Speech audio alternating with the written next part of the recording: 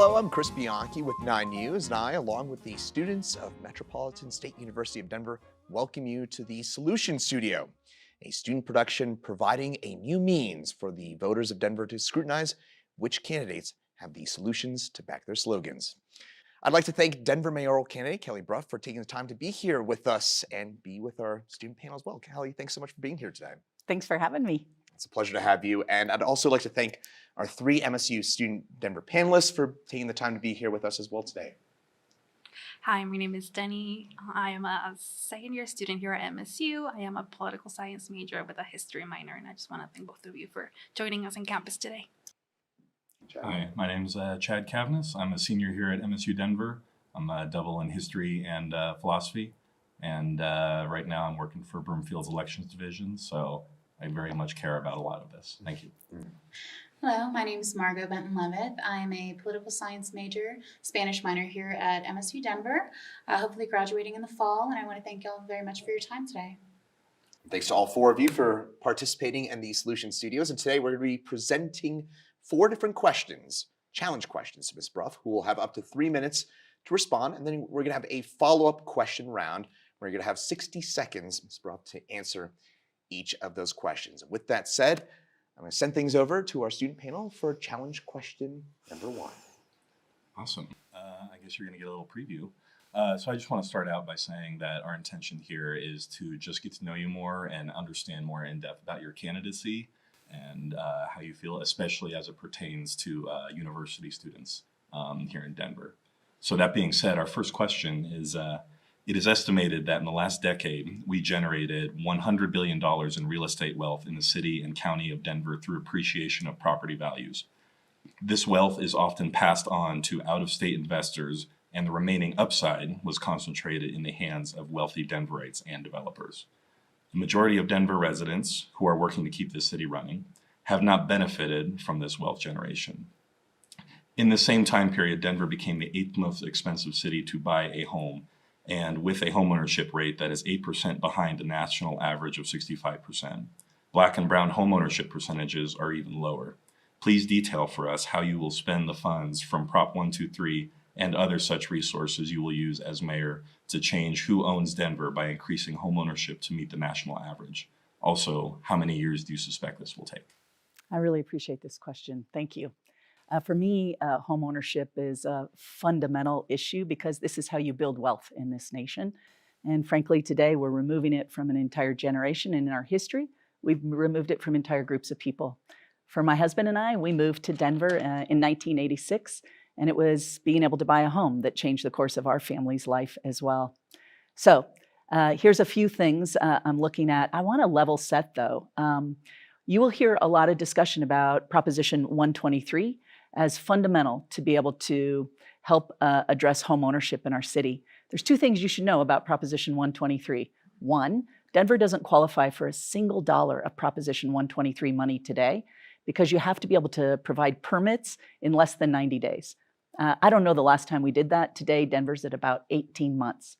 The second issue with Proposition 123 is that it takes the excess dollars from income coming into our state, and it allocates those monies to housing when there's additional money. We lowered our income tax. There's less money. It's actually been projected that within 2 years, there'll be $0 in those funds. This is important to me because I think we have to be straight shooters with our residents about what's really possible. Here's what I'll focus on as your mayor to address this issue. First and foremost, we do have to speed up our permitting process. Whether you're a homeowner trying to improve your home or build an accessory dwelling unit in your backyard, we need to be efficient and timely. I'm happy to talk with you about how I'd do it. The first thing I'd do, though, is have contractors come in and help get through the backlog. We have serious backlogs. Second thing is restructure the entire organization in the city. Today, we have multiple departments and silos that do this work, and the communication hasn't probably worked for 40 years. I'd create one department, really focused on customer service so we can help deliver a more affordable product. But I'm also interested in building the housing myself on publicly owned land. And I got the chance to tour this in Munich, where they built on a surface parking lot, which is probably one of the worst uses of land in a city. This campus here is prime example. But throughout our city, we have rec centers, libraries, police stations, firehouses. If I could partner with Denver Public Schools, RTD, you could start to build on those surface lots, almost like it's covered parking, a for sale product, a condo, where people could live, afford to buy a home again in our city, build wealth. Their kids could get to schools they never could have accessed. And we start to build a city that really has social capital. Thank you for your answer, and we'll send things back over to our student panel for follow-up questions. So as a student, I can't afford rent in Denver right now. As I understand, there are a lot of open units, but it seems to be the concern is that they are too expensive. I'm curious if you have any resources where students like me might be able to move to Denver. Yeah, I love this question because last year I worked at MSU Denver, and one of the issues I worked on was how do we provide more affordable housing for students, staff, and faculty? And my hope is that project's moving along and you're going to get a chance right on this campus. As your mayor, though, I think there's some other things we could do to help. One is this idea of master leasing programs where you can issue an RFP, a request for proposal, to landlords and say, I'm going to lease 3,000 units for 3 years. And in essence, what you start to do is buy down the rent and the cost of it, but you also lock it in for a few years. The added benefit of that is if you get in trouble and there may be an eviction coming, the person who does the master lease gets that phone call. So we also get a chance to try to start preventing people from becoming unhoused, which is just a critical part, I think, of addressing the challenges we face today with homelessness. And I think that would help. Of course, I'm also interested in home ownership for folks. I talked a little about how I might do that on surface lots, but I would really focus on how we could really help. Frankly, we even have young people earning really good salaries and great jobs, and they should be able to own in our city again. I just want to share a stat with you. I appreciated the statistics you shared, but in 2020, in Colorado, 73% of white families own their home, 41% of Black. So the other thing I want to emphasize here is you have to break down the detail to start to address home ownership, because it isn't across the board. It really is about the inequities we see in race. And that's why I started in 2018 a program called Prosper Colorado that focuses solely on the inequities of home ownership around race. So you could start to get ahead, because those are the numbers we have to raise in home ownership, not across the board, to start to be comparable to the nation. So on that note, is there a focus on transitioning from rental to home ownership, or are there two different ideas of making rent more affordable for certain more transient populace, such as students, and inspiring home ownership for more long term? Yeah, all the above. Certainly, we've passed now laws too that allow us to count payment of rent as an example that you can start to get a loan to be able to own a home. There's even programs around setting aside some portions of that rent so it can go toward ownership. I think all of those, I'll be honest, if we're going to address this issue of home ownership in our city and our region, it's kind of all hands on deck. I would say yes, yes, and yes to your question. We do all the above. Initial follow-ups?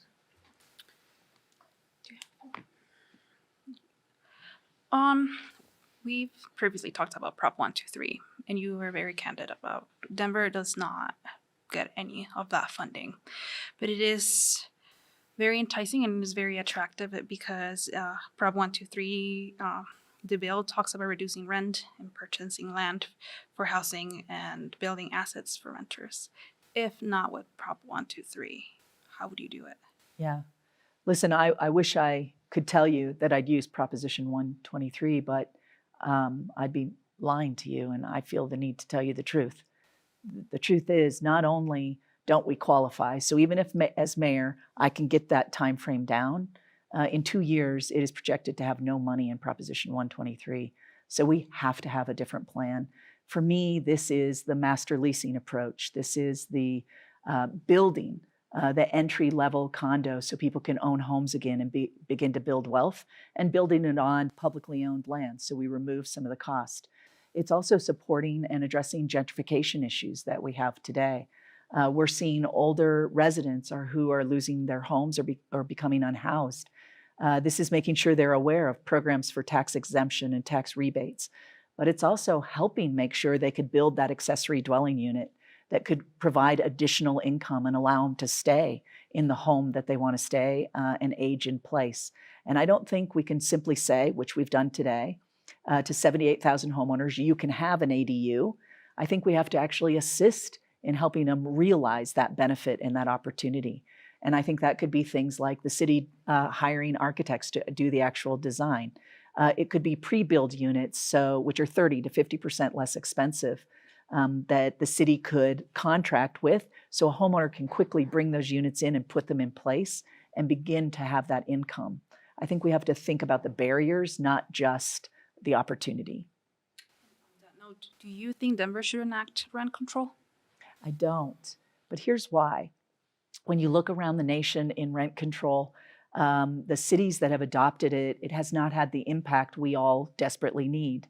One, you see immediate supply go down in building additional units, and we need more units if we're going to impact the price of units. The second issue that happens is the families who get the rent-controlled unit, it's very positive, but the units that aren't rent-controlled go up higher faster, so it's a more negative impact on those who don't have one of the units.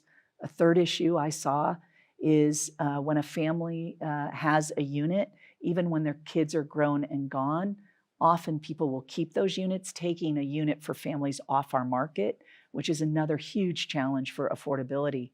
So instead, I would focus on these master leasing approaches and building it ourselves to try to get ahead of the issue, because I think we could make more progress.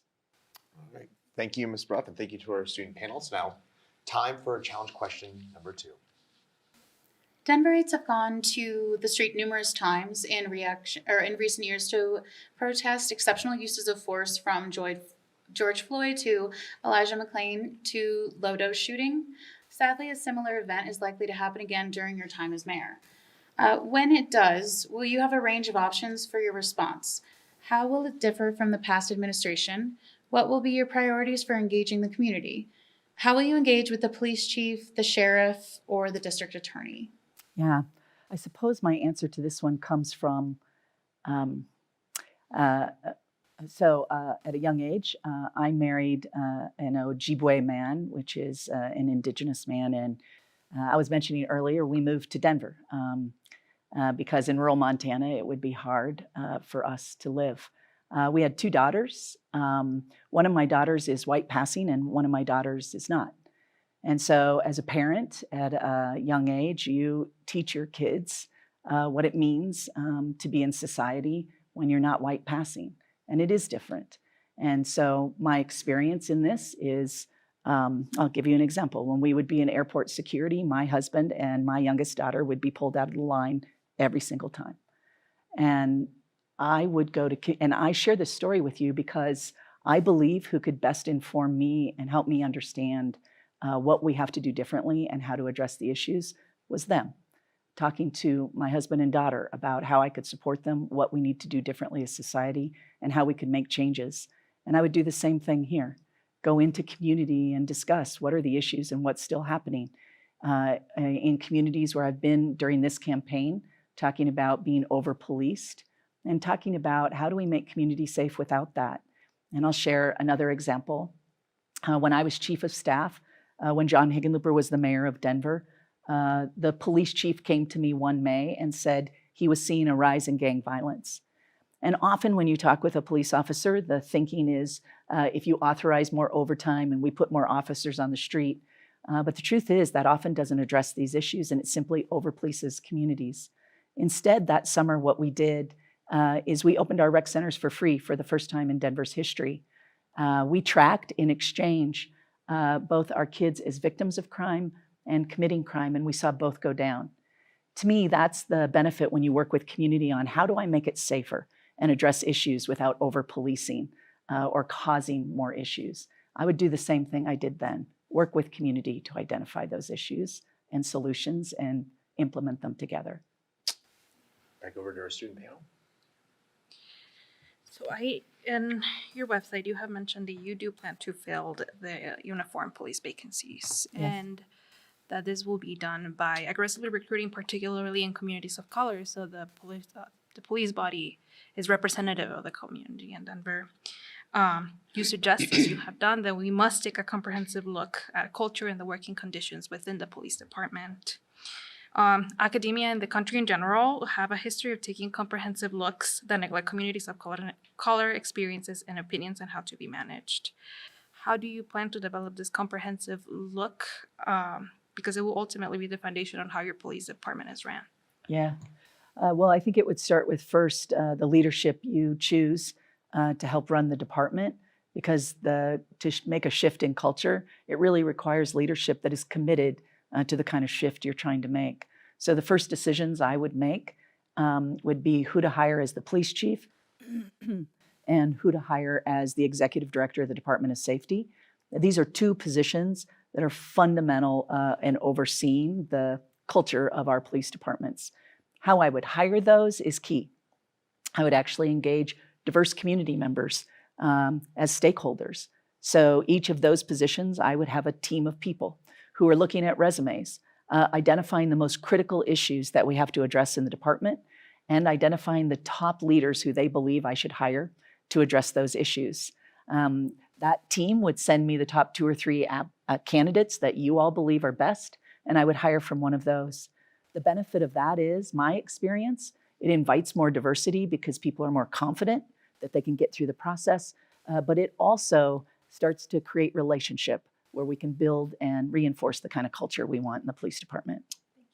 Thank you, Ms. Brough, and thank you to our student panel. It's now time for our third challenge question. I'll send things back over to the student panel for that one.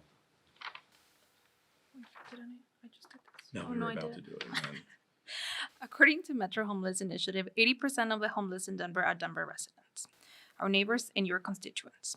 The Denver Social Impact Bond has shown it costs half as much to house someone as it does leaving them to cycle in and out of emergency service.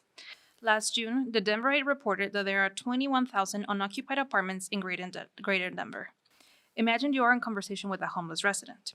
Please explain how you will work to make vacant apartments to low-income and people experiencing housing. What specific items in your first budget will assist that person to move off the street and into housing? Yeah, this is probably one of the issues I've spent most of my time really trying to understand how can we have the greatest impact. And for me, what drives every decision I will make, including conversations with individuals who are unhoused today, is saving lives. Last year, 173 people died because they're unhoused in our region. The year before that, 269. My priority is to get people housed and to safer locations. And so that's exactly what I would talk with the person about. We know being unhoused, there's often can be a range of issues or challenges, and rehousing in a vacant apartment may not be what the person I'm talking with needs specifically. So I would really focus on building a system, and my conversation would be, what do we need and what supports and services do you need to be able to be successful?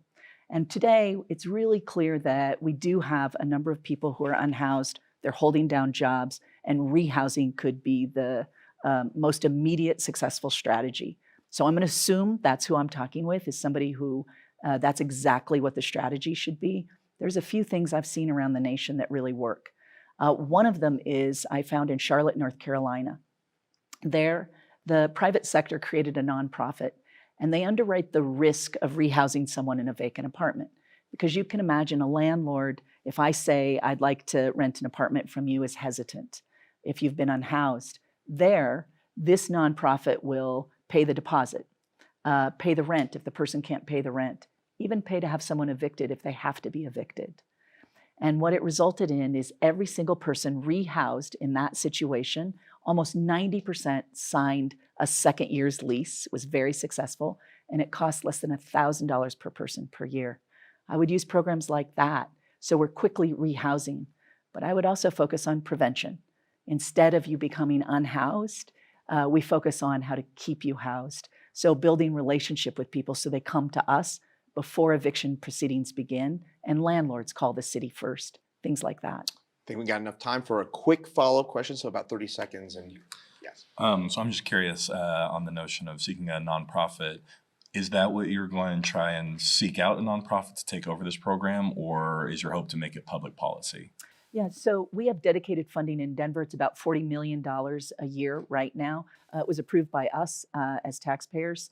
I would absolutely keep that money. Much of it actually goes to pay nonprofits in partnership to deliver the services that we need to ensure we're helping rehouse people today. But I wouldn't change that part. I would look to expand our partnerships. I've met with mayors throughout the metro area. 5 sitting mayors have endorsed my homeless plan and me as a candidate, saying we have to do this work together. I would continue to do that with the nonprofit sector.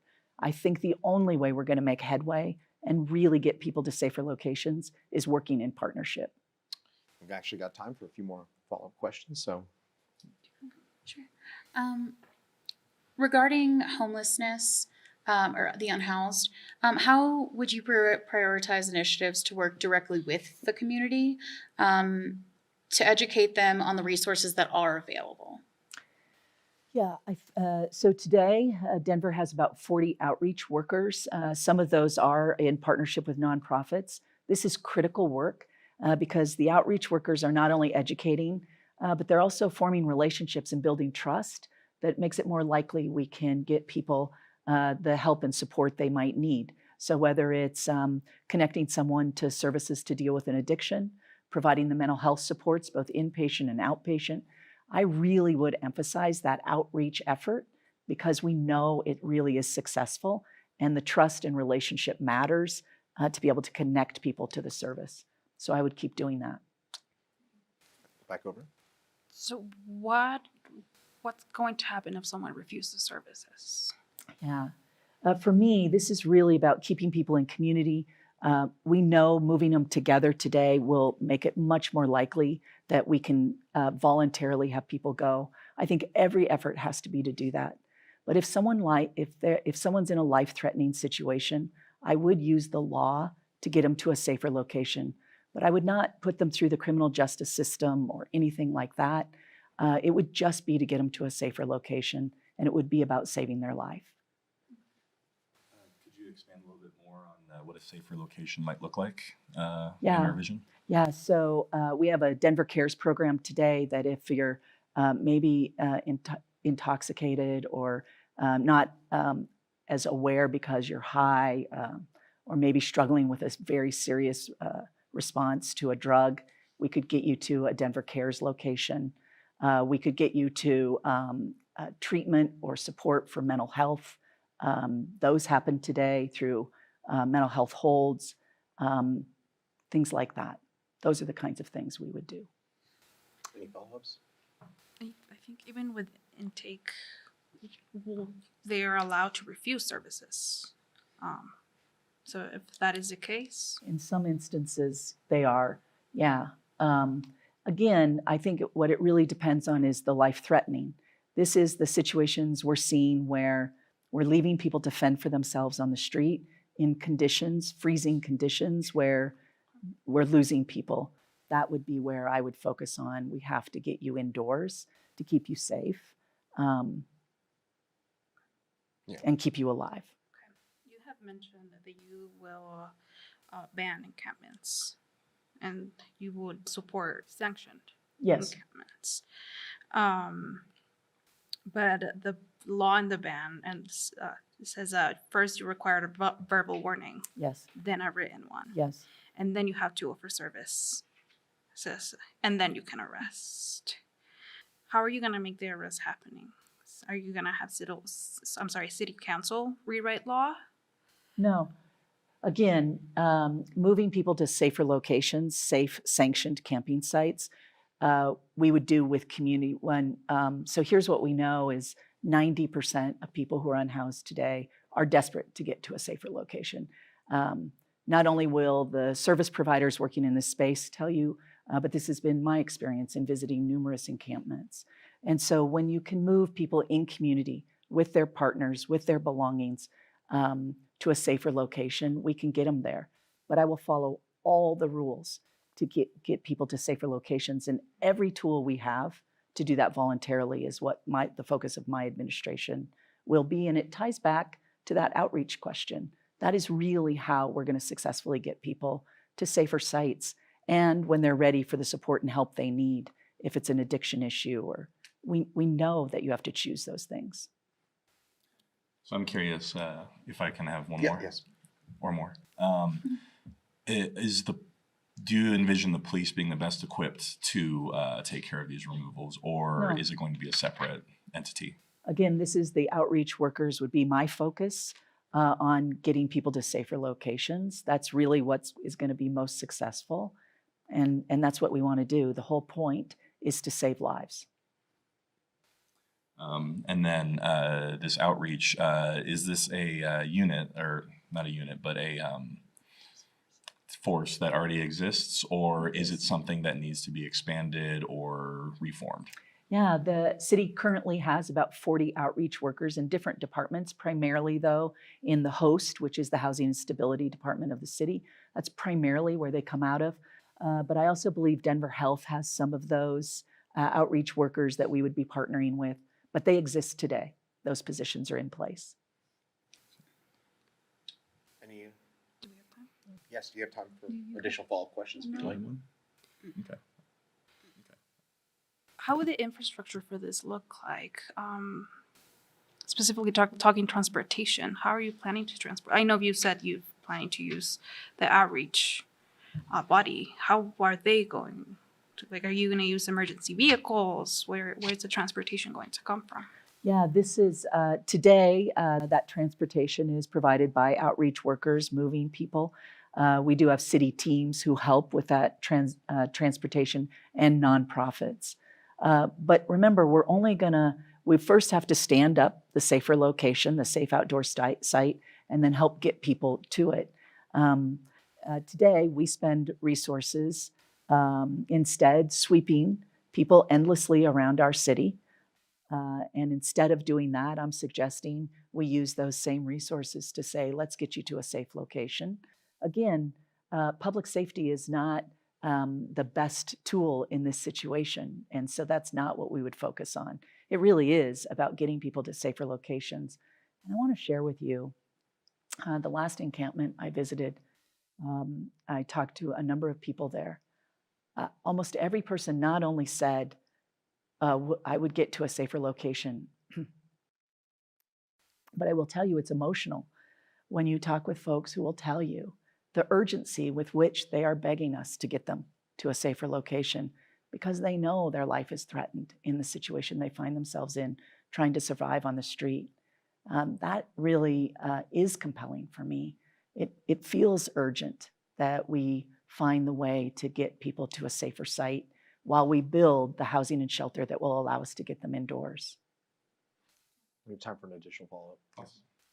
On that note of shelter, I think a lot of times the conversation is around the quantity of this, but I think quality is also a very big concern. And so I'm curious if you are aware of this. Yeah, I'm so glad you raised this.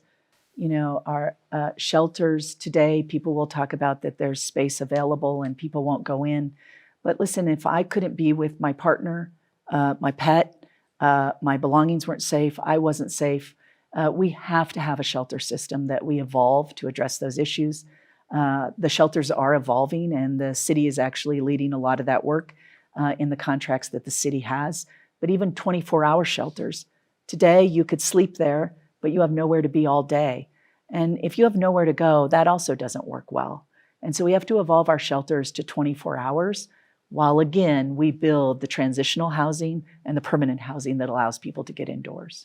Thank you so much, Ms. Brough, and to our student panel. That concludes the third challenge question. And now time for our fourth and our final challenge question here. And we'll send things back over to the panel for that one. Awesome. Thank you. 70% of Denver high school graduates do not go on to earn any kind of degree, certificate, or credential of any kind. Even 6 years out of high school, at the same time, 90% of family-sustaining jobs require some kind of post-secondary education. The Colorado Equitable Economic Mobility Initiative reports that Colorado faces historic talent shortages across numerous sectors, brimming with good-paying jobs. From IT to healthcare to manufacturing to skilled trades, we were wondering if you could detail the specific strategies you will use to supplement these kinds of programs of the Denver Public Schools to ensure that more young people are able to enter the workforce debt-free and secure a starting position that offers a livable wage and a pathway to economic security and home ownership. Yeah. So I've only attended public schools in my life. My family received government assistance. I know the shame that families feel in Denver when you need assistance from your government. And frankly, I'd be proud to be the mayor who holds the safety net and helps families get back on their feet. I share this because I didn't attend public schools because my parents were making a statement about public schools. I attended them for the same reason so many of our kids do. That was our option, and it needs to be an excellent option. And I know you're focused on post-secondary, and I will talk about it.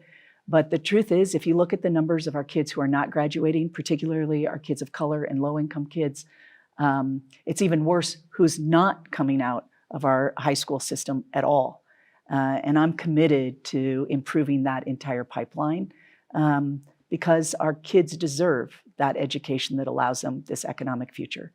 Today in our region, 75% of our jobs require a post-secondary completion and opportunity. And these are good paying jobs, and our own kids should be getting them. Here's some of the things I would do to try to improve those outcomes. I would not only focus on Denver public schools and increasing the pipeline of kids graduating from high school so they have that opportunity. I think apprenticeships and career opportunities that show our kids pathways that may be less traditional pathways as well, but not forgoing post-secondary, but less traditional opportunities. I think it expands the careers and what they may be thinking about. So apprenticeships and internships, I think, really work. When I was the head of the Denver Metro Chamber of Commerce, I helped pass, it took us 2 tries, but I helped pass the Denver Prosperity Fund, which funds Denver public school graduates to go to post-secondary, because we found one of the greatest barriers to accessing higher ed for our kids was paying for it. And so we got it passed, barely, but we got it done. That fund is not fully expended today. I'd make sure our kids are aware of those dollars and taking advantage of them, because it can pay up to a 4-year degree for every kid. It also includes apprenticeship opportunities and 2-year degrees. And I would make sure our kids were aware of that. But I also think there's an opportunity to, as our kids connect to careers, that they also consider going to school they do a paid apprenticeship in high school. And it may expose them to a career that they could start immediately. And maybe they start going back to college a little later, or at a different time, or at a different pace. And I think we have to start thinking about those kind of options that might be more appealing to some of our kids than this notion that you graduate from high school, you go to school for 4 years, and then you start your career. I think that shift makes more sense in the pace of learning today, but also how we're living our lives. And for different people, I think it could make much more sense. So I would extend the age of people who are eligible for the Denver Prosperity Fund and coming out of Denver public schools, things like that. All right, I'll send things over to our student panel for follow-up questions. So as I'm aware, there is a number of vacancies on the Denver police force right now. And I feel like this one ties perfectly into if you could be more specific about how this education might be able to fill those vacancies using something like this. Yeah, this is interesting. The safety department for the city of Denver has this program called a cadet program today. It allows high school kids to work as interns, and in exchange, what they get is their college paid for. There's no requirement that you have to go to work for the department, but many of those youth choose to work either in the police, fire, sheriff's department, which are all part of the Department of Safety. I think that's an interesting model. I'd like to look and make sure our kids are aware of the opportunity and we're expanding who's interested in it. But also, as Denver considers, DPS considers school resource officers being back in schools, I think the function of those officers could be vastly different than, this notion of policing schools, but instead building relationship with our kids, breaking down the cultural barriers, building trust in community.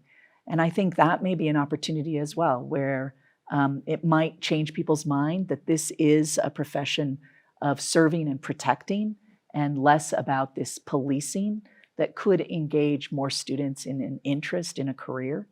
And I'd be interested in figuring out how we could build off of that relationship building to diversify our police force and engage more people in careers. Well, the cadet program, and there's also other programs that are alternative pathways for students, such as teaching degrees licenses. Yes. Colorado just passed the $20,000 stipend for teaching degrees, which is a great step. My question is regarding undocumented students. You've mentioned that you will support DACA students and undocumented students within the programs that you already run. Could we expect the same for undergrad students after graduation? Because it is difficult to get a job as an undocumented person. Yes, you could expect the same. Additional follow-ups? Sure. The policies that you discussed that you've already worked on, such as the tuition for Indigenous students, as far as those policies go, could you think of any type of expansion that you would work on as far as, I guess, wider inclusion, but for those students that are graduating high school and don't think they can go to college because of many restrictions, they have to work, their parents can't afford college, they can't, make them aware, how would you make them aware of the resources that are available to them?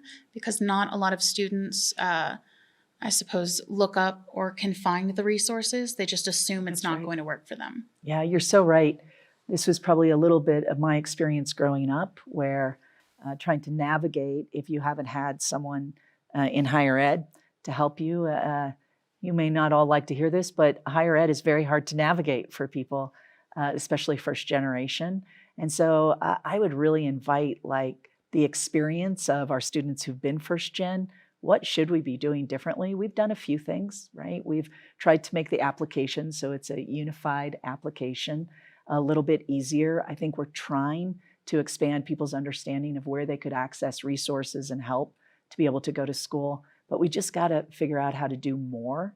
The other thing I think we've overlooked is we still have a number of employers who will pay tuition for their employees.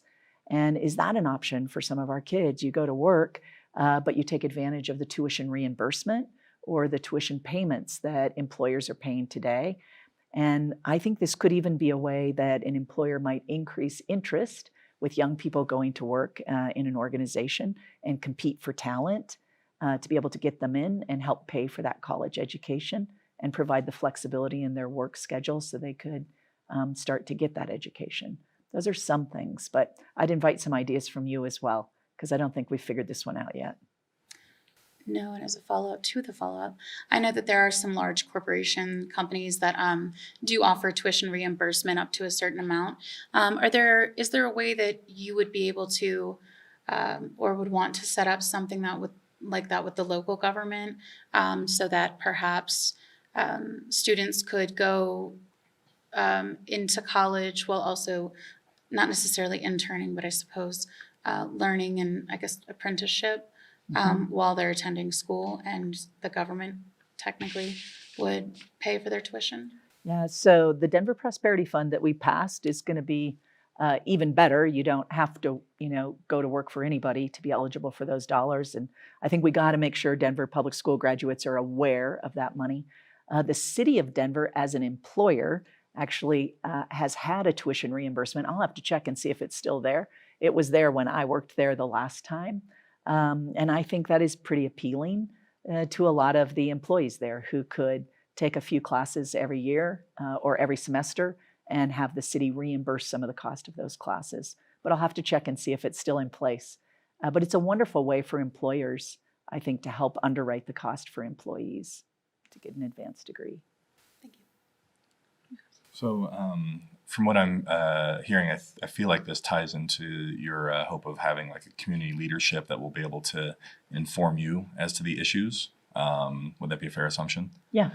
So I'm curious, in this sense then, are you looking to try and target specific elements of this community in this sense, geographically, demographically, however, or are you trying to take a more citywide view? Yeah, I think this is where, I really love creating teams or stakeholder groups that are extremely diverse. And so it's almost looking around the city to say, what's a group I could put together who probably has never met each other, has never worked together, but brings points of view that are critical to helping make the decisions we have to make going ahead. I actually find that energizing and fun and exciting. It's what I've done in my campaign to build policies around how do we address some of the greatest challenges we face. And I don't just think it brings good ideas or it's fun or interesting. The truth is it builds better policy. It actually builds policy that is more likely to be successful and implemented versus when you build it with a small group who sees the world the same way you do, and then you end up building a policy that other people are opposed to or has unintended consequences. And I just don't think it's as effective. I'm interested in having an impact. Time for one more. On that note, my question is, how will you know when the team is diverse enough? Like, what are the guidelines that you're looking for in this? Yeah. Well, one of the questions I would ask the team at the table, who's missing? This is what I typically do when I'm building processes like this and trying to bring together really diverse groups is we ask the question, is there any voice missing from this that we need to add to it? And we add them. Looks like we are out of time, so I want to go ahead and thank our student panelists, and I also want to thank Ms. Brough for being here with us today. Thank you so much. Thank you. Thank you all so much. Yeah, the Solution Studio, by the way, is a project of the MSU Denver Institute for Public Service in partnership with 9 News Plus, which is a free streaming app where you can watch all your favorite 9 News programming, as well as live breaking news, updated weather forecasts, original shows, and much more. I'd like to thank the candidates, 9 News, and our audience for watching the Denver Mayoral Solution Studio. Metropolitan State University of Denver is recognized nationally as leader in student voting. In 2016, MSU Denver won the All-In Democracy Challenge. In 2021, it was placed on the Washington Monthly's honor roll for America's Best Colleges for Student Voting. In 2022, our campus was chosen to create the first candidate solution studio in the nation, as we represent the next generation of Colorado and America's workforce, change makers, public servants, and leaders. We hope watching the Denver Mayoral Solution Studio gave you more insights as to which candidate has what it takes to solve our city's intractable and complicated problems. Thank you. And in addition to MSU Denver, 9 News has been joined by the following partners in producing the Solution Studio: the League of Women Voters of Denver, a nonpartisan, grassroots, and multi-issue organization that is a recognized force in our community. As a nonpartisan organization, it encourages informed and active participation in government and influences public policy through education and advocacy. The League is proud to be a partner in producing the Solution Studio to better inform Denver voters. Claro, the Colorado Latino Leadership Advocacy and Research Organization's mission is to empower Latinos through leadership development, advocacy, and policy research to strengthen Colorado. Helping provide candidates this forum to discuss solutions to Denver's problems fits with Claro's mission. New Voice Strategies creates, incubates, and launches projects to heal divides, restore compassion, and strengthen self-government. The Solution Studio format is a creation of New Voice Strategies. I'm Chris Bianchi, and thanks for watching, and remember to vote on June 6th and moving forward.